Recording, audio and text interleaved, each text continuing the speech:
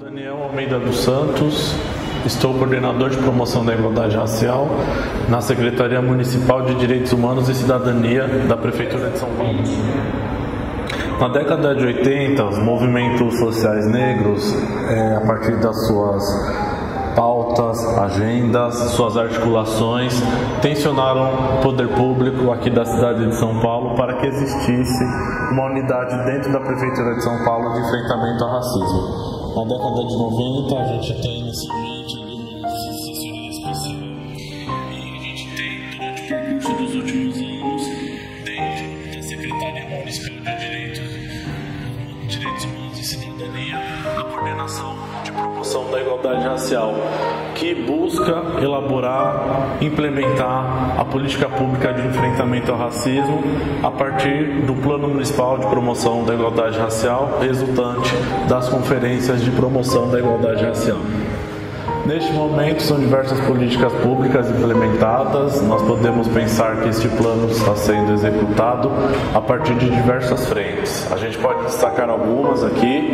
Podemos falar sobre a política pública de acolhimento às vítimas de discriminação étnico-racial, uma política pública que conta com 8 equipamentos públicos na cidade de São Paulo, os Centros de Referência de Promoção da Igualdade Racial, uma equipe multidisciplinar a partir das áreas de serviço social, psicologia, direito, para que as vítimas de racismo possam ser acolhidas, orientadas, pensando além do acolhimento às vítimas de racismo, a responsabilização também das pessoas que praticam a discriminação racial. Existe outra frente também com destaque aqui na cidade de São Paulo, que é a política pública de ação afirmativa.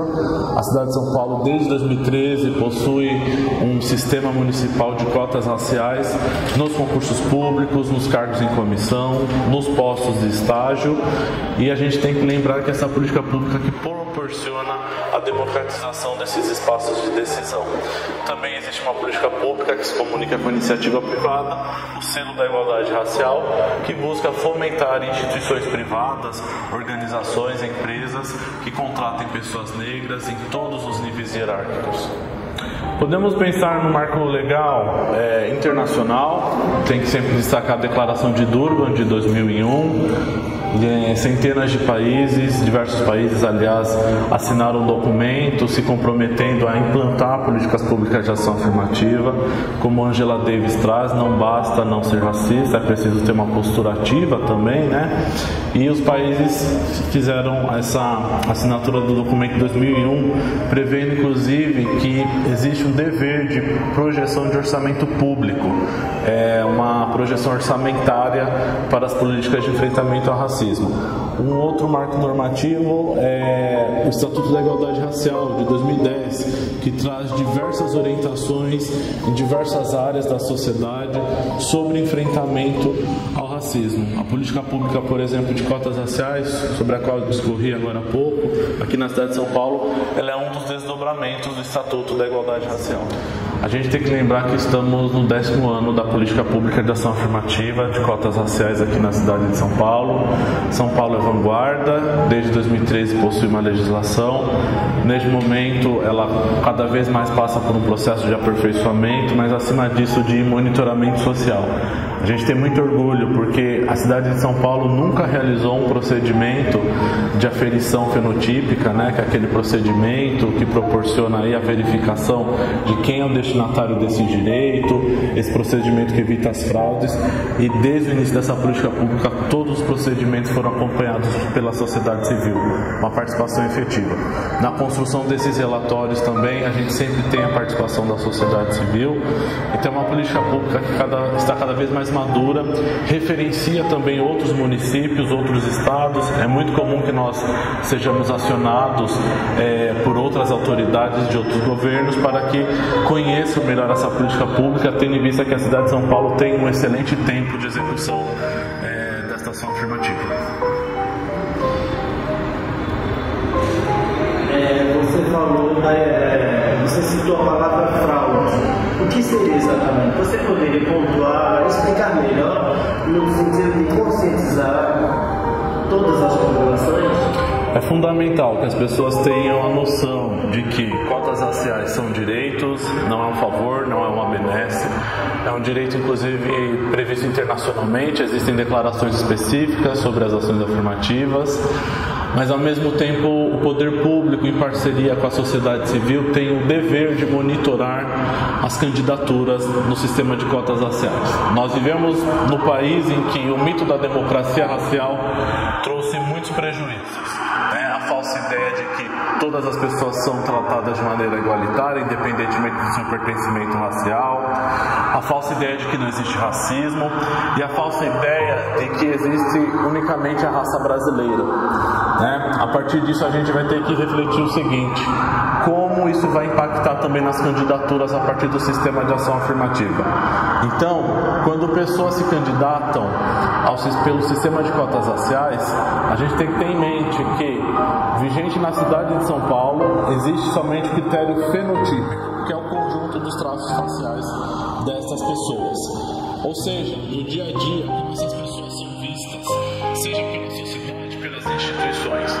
Então, são realizados procedimentos para verificar qual é esse conjunto fenotípico, a textura do cabelo, o formato dos lábios, do nariz, a cor da pele, enfim, para verificar quem efetivamente no dia a dia, infelizmente, recebe os tratamentos de desigualdade, de silenciamento, esses tratamentos que historicamente a população negra recebe. Essa verificação não é um tribunal racial. É um dever que tem que ser feito para monitorar essas candidaturas. É feito de uma maneira muito humanizada. A gente compõe círculos aqui com profissionais que têm especialidade, principalmente com a representação da sociedade civil, ao lado dos agentes públicos. E este grupo de especialistas verifica se, de acordo com o conjunto fenotípico, essa pessoa faz parte da população negra. Quando ela não é considerada destinatária, é preciso verificar se essa situação configura fraude a partir da má-fé. Então, já teve episódios na cidade de São Paulo em que, por exemplo, candidatos, infelizmente, alteraram sua estética de uma maneira fraudulenta, quando, por exemplo, muda-se a textura, faz um procedimento estético que escurece a pele, utiliza-se uma lente de contato castanha para esconder os olhos claros, e aí a gente precisa agir. A gente precisa adotar medidas para que essa pessoa não ingresse pelo sistema de ação afirmativa, e quando comprovada a má-fé, precisamos atuar a partir do sistema de justiça. Nós acionamos também o Ministério Público. A gente tem um desafio gigantesco. A cidade de São Paulo tem uma dimensão continental gigante, praticamente o tamanho de um país, então é necessário percorrer muitos territórios, dialogar com muitos espaços. Sempre é possível melhorar. A gente tem uma relação histórica no Brasil em que as relações públicas e particulares e sociais, elas ainda estão no estágio de amadurecimento. Vale lembrar que a Constituição Federal é de 1988. Nós vivemos uma ditadura militar que impactou muito, criou uma ruptura na nossa história, infelizmente, mas que a partir do diálogo com essas lideranças civis, com o Conselho Municipal de Promoção da Igualdade Racial, é preciso conscientizar a população, proporcionando informação adequada. Então a gente sempre pede que os editais eles tragam a informação acessível, uma linguagem acessível, que as campanhas de divulgação de edital elas destaquem que existem as cotas raciais naquele concurso público, e a gente também tem que trabalhar com o público que vai participar desses concursos. Então a gente tem parcerias com a Secretaria de Educação para dialogar no âmbito de escolas, os equipamentos de educação. Nós realizamos atividades formativas com todos os órgãos aqui da cidade de São Paulo para conscientizar quem tem o direito à cota racial. Infelizmente a gente vai ter que também dialogar sobre como são caracterizadas essas fraudes, então é preciso proporcionar informação à população. O desafio é grande, ele não está concentrado exclusivamente no município, ele tem que ser repartido com todas as esferas de governo, mas também pensando na responsabilidade dos outros eixos da sociedade, Por exemplo, o que a mídia tem proporcionado em termos de informação, o que a mídia tem alimentado em termos de consciência racial, E identificação da política de ação afirmativa enquanto direitos, não enquanto um sistema de desigualdade. A fraude no sistema da política de cotas raciais, ela é configurada quando pessoas utilizam artifícios para que sejam consideradas pessoas negras. Tá? É um direito reservado exclusivamente à população negra, independente de sua declaração, preto ou pardo. Existem questões a serem discutidas sobre nomenclaturas, inclusive, mas é um direito reservado à população negra. Quando essa pessoa ela altera a sua estética, a cor da sua pele, a textura do seu cabelo, por vezes utiliza algum cosmético para deixar o lábio mais destacado, enfim, são tantos artifícios que infelizmente algumas pessoas utilizam. Isso não deve ser naturalizado. Nós devemos tomar medidas enquanto poder público, sempre dialogando com a sociedade civil, para que nos casos de fraude comprovada a má-fé, nós possamos acionar o sistema de justiça por meio de denúncia ao Ministério Público, para que haja uma apuração desse caso. Não podemos banalizar um direito conquistado aí pela população negra, para que a gente tenha consciência de que se a gente banalizar, nós esvaziamos o direito.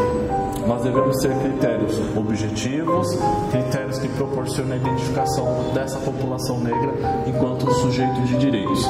Pessoas que não fazem parte da população negra, a gente vai ter que pensar em outras formas de política pública, caso seja uma pessoa pobre ou uma pessoa com deficiência, uma política de ação afirmativa. Mas tratando-se de uma pessoa branca, por exemplo, essa pessoa ela nunca é submetida aos tratamentos que a população negra é submetida nas relações de família, consumo, trabalho, saúde, educação. Dessa forma existe um espaço determinado enquanto direito da população negra. Situações de fraude devem ser denunciadas também, né? As pessoas têm essa responsabilidade de indicar também para o poder público, para os agentes públicos ou nos canais de denúncia quando tomam ciência de uma situação de fraude. Fraude é crime.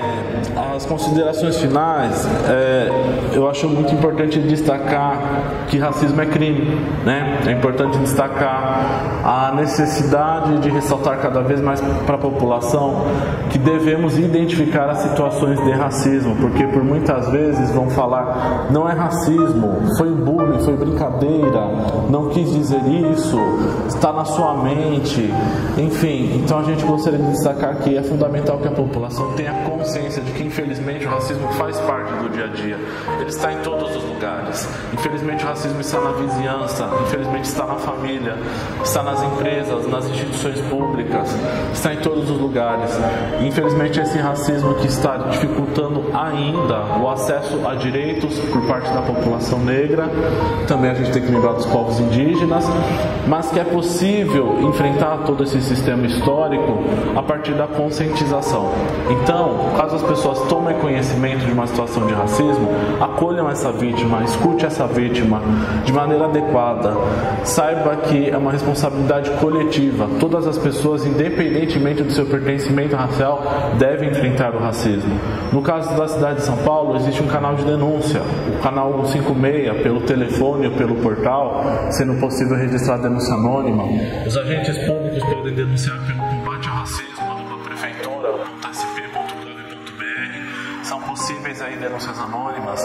E a gente tem que lembrar que os centros de referência vão acolher essas vítimas. O contato telefônico é o 2558-8896 e pelo WhatsApp 95585-2475. A Secretaria de Direitos Humanos, por meio da Coordenação de Igualdade Racial, fica à disposição também pelo telefone 2833-4307 e contamos com vocês.